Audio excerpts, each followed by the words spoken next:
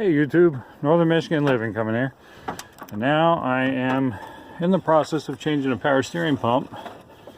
This little devil right here. So I figured I'd make a YouTube video about it because I didn't see many, frankly.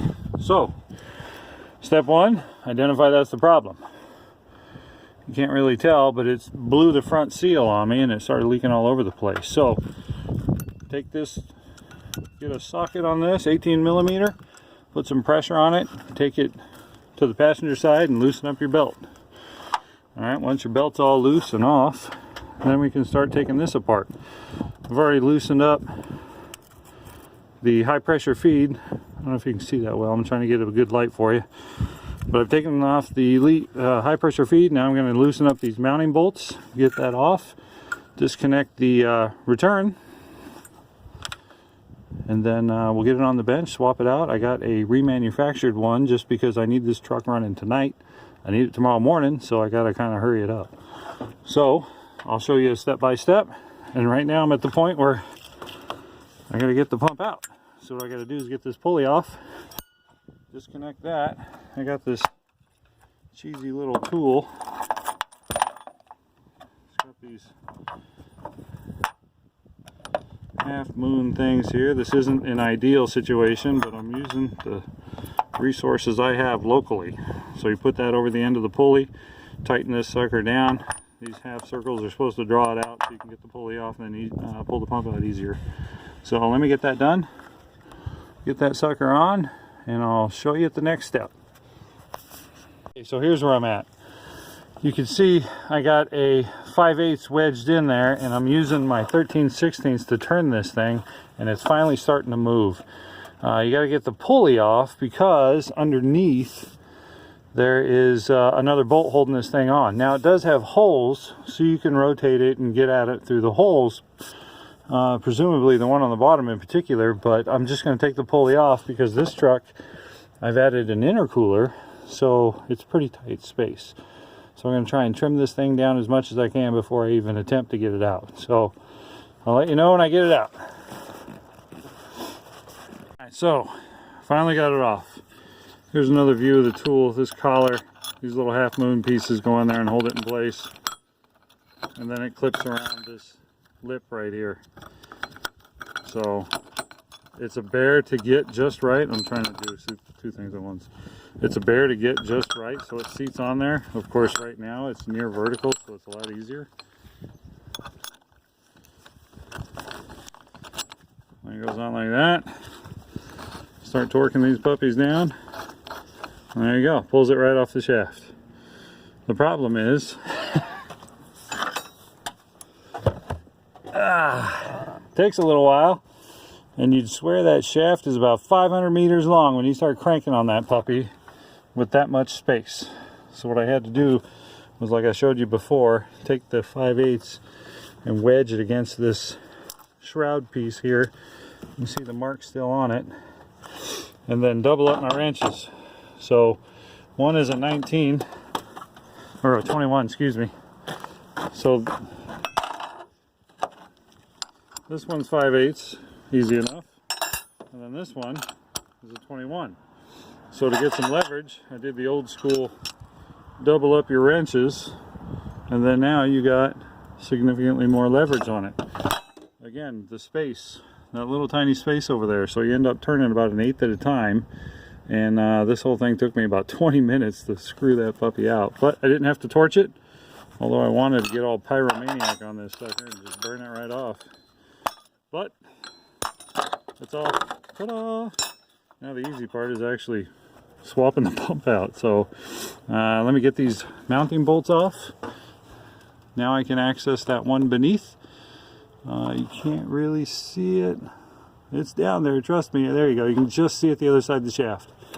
So let me get that puppy out and get the whole pump out, and then I'll pick it up from there. It's out. Once you take out those 3 bolts, the thing just lifts right out. Super easy. But I did notice, and I thought so when I was taking it apart, but let me see if I can show you here. That shaft, it's got quite a bit of end play. That's about a 1/4 inch. It's coming in and out. And I don't think that's a safety feature. This thing was done. You can see it's been blowing its juice all over the place for some time, and it finally just gave up the ghost. So now I got this one. This is going to be a super easy part, is getting it on. Now when you get to that pulley, it just bolts right in. So that should be a heck of a lot easier than pulling that puppy out, because I'll tell you what, when you take this pulley off, the old one in particular, man, you better eat your Wheaties, because that puppy was not easy. So let me get this thing buttoned up. It's starting to get pretty cold. It's down around 32, so I'm trying to hurry and wrap this up before I end up getting the shivers. So I'll talk to you in a bit. I got the pump in place. Tightened down all 3 of those mounting bolts. I got the discharge line on there, and then the feed line, or excuse me, the pressure line and the return line going in there. All I gotta do is pop that cap off and put my actual cap on from the old pump, which is, you know, the one that has the level marks and all that. So you got to make sure you change out the O-ring on the end of this one. You gotta make sure you change out that O-ring and get your hose clamp on correctly beneath there, over the barb. Let's see if I can get a better shot. You can't really tell, but you gotta make sure you get that on right. That way it doesn't pop off. And then this one, so it doesn't leak, because that's the high pressure side. And then on mine, because I've added an intercooler, I gotta kind of pay attention to my gap here. And I'm not using the factory air cleaner, so what I did was just loop this around.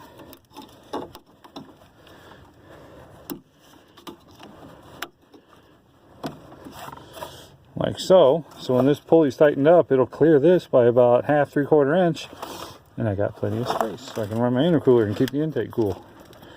So let me get this tightened up, get the belt back on. That's easy stuff. And then we'll pop this cap off and see what the level looks like. All right, see you in a bit. The pump in. I got the, sorry I keep sniffling, it's getting chilly out. Yeah, so I got the pulley threaded on. What I had to use was this little concoction, and reason being, this fits around the center of the hub itself, the little snub axle sticking out of there that the pulley slides onto. So with that, if you look down, you can set up your alignment. I know it's a little bit off because it's off on this pulley here, but you can see that it's lined up where it should be, and that should get it done. So I'll button this up, loosen up that belt a little bit, get it in place, and let off the tensioner. Put my air cleaner back in place, pop that cap, check the fluids, and then fire it up and see what it sounds like. So, all right.